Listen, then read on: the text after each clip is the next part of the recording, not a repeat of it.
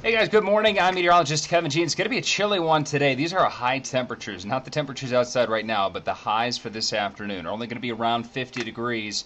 And winds are going to be out of the northeast, about 10 to 15 miles per hour. An occasional shower possible in the morning. We could see more showers and thunderstorms developing by this afternoon.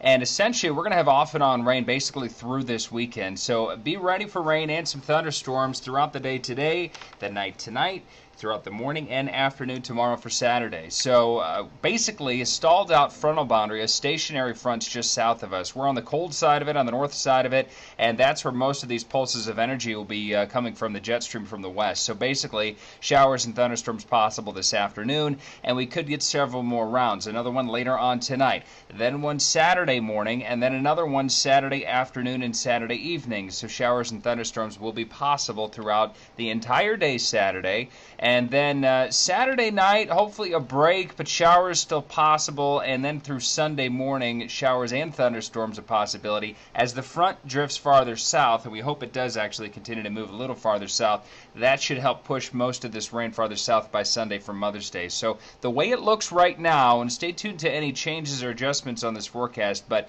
Sunday in the morning still could be some showers and storms, but the hope is that the rain continues to drop farther south of us by Sunday afternoon. So Mother's Day, at least afternoon plans look okay, but Friday and Saturday plans, whatever it is, if it's going to be outside, I would be prepared for rain.